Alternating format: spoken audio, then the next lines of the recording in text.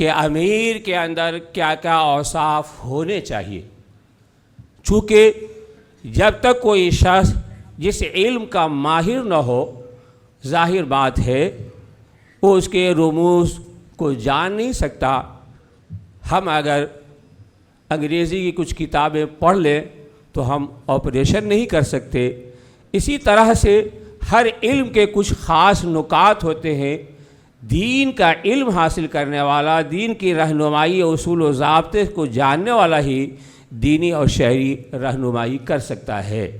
تو اس لیے اوصاف امیر کو نہایت ہی وضاحت سے بیان کیا گیا کہ یہ دینی ادارہ، شرعی ادارہ، شریعت کے جو واقف کار ہیں، دین کے جو ماہر ہیں، ان کی نگرانی میں یہ ادارہ چلے گا۔ الصلاۃ والسلام علی رسولہ الامین وآلہ وصحبہ اجمعین، وبعد، فقد قال اللہ تبارک و تعالی فی القرآن المجید والفرقان الحمید،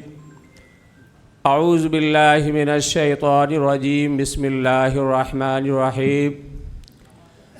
اطیعوا اللہ واطیعوا الرسول واولی الامر منکم،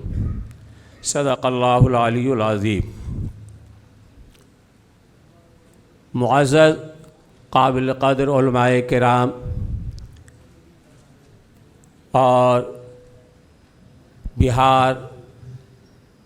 اڑیسہ، جھارکھنڈ و بنگال کے نہایت ہی ممتاز چنندہ ارباب حلوقت و دیگر سامعین کرام، آج کا اجلاس ایک خاص اہمیت رکھتا ہے، اور اس کی اہمیت اور آپ کا یہاں آنا ایک نئے عزم، ایک نئے حوصلوں کو جنم دے گا۔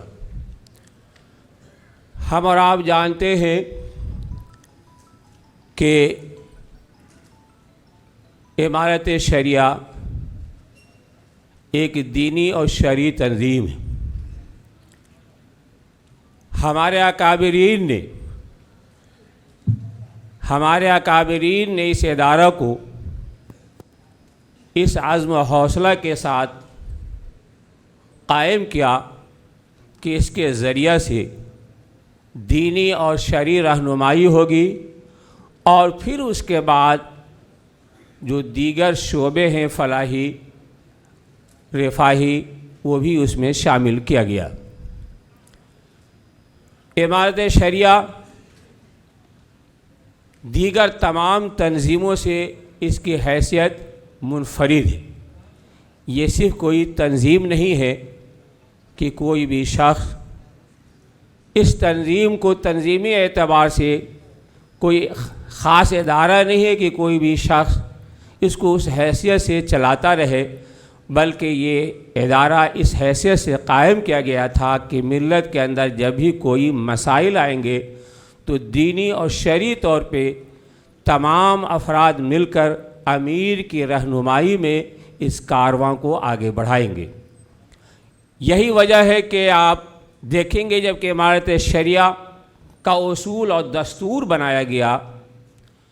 تو اور چیز کی وضاحت تو اتنی نہیں ہے، لیکن پوری تفصیل کے ساتھ اوصاف امیر کو واضح کیا گیا کہ امیر کے اندر کیا کیا اوصاف ہونے چاہیے، چونکہ جب تک کوئی شخص جس علم کا ماہر نہ ہو، ظاہر بات ہے وہ اس کے رموز کو جان نہیں سکتا۔ ہم اگر انگریزی کی کچھ کتابیں پڑھ لیں تو ہم آپریشن نہیں کر سکتے۔ اسی طرح سے ہر علم کے کچھ خاص نکات ہوتے ہیں۔ دین کا علم حاصل کرنے والا، دین کی رہنمائی، اصول و ضابطے کو جاننے والا ہی دینی اور شرعی رہنمائی کر سکتا ہے۔ تو اس لیے اوصاف امیر کو نہایت ہی وضاحت سے بیان کیا گیا کہ یہ دینی ادارہ، شرعی ادارہ، شریعت کے جو واقف کار ہیں، دین کے جو ماہر ہیں، ان کی نگرانی میں یہ ادارہ چلے گا۔ لیکن ابھی جو صورتحال ہے، ان صورتحال میں آپ نے سنا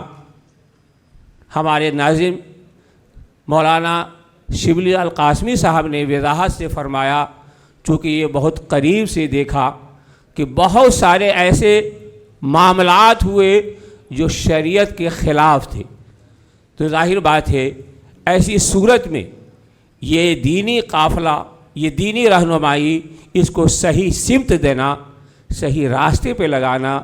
آپ تمام حضرات کی یہ ذمہ داری بنتی ہے۔ اور آج کا یہ چنندہ اجتماع، اہل علم کا یہ مجمع اسی بات کے لیے ہے کہ ہم اس دینی اداروں کو دین کے جو ماہر ہیں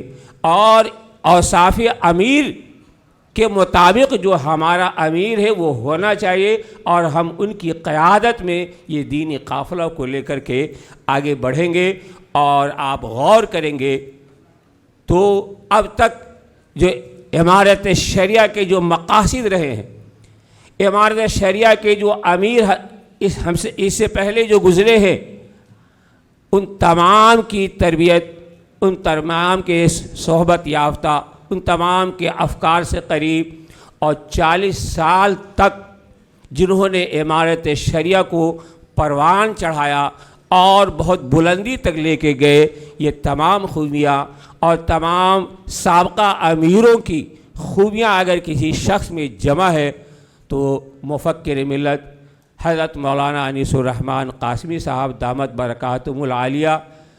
امیر شریعت موجودہ کے اندر ہے۔ تو آج کا یہ اجتماع اور آج کا یہ اجلاس اس بات کا عہد کرتا ہے کہ ہم سب ان کی قیادت میں اور امارت شریعہ کا جو مقصد ہے، اس مقصد کے تحت ہم اس کارواں کو آگے بڑھائیں گے۔ نگاہ بلند سخن دل نواز جاں پرسوز، یہی ہے رخت سفر میرے کارواں کے لیے۔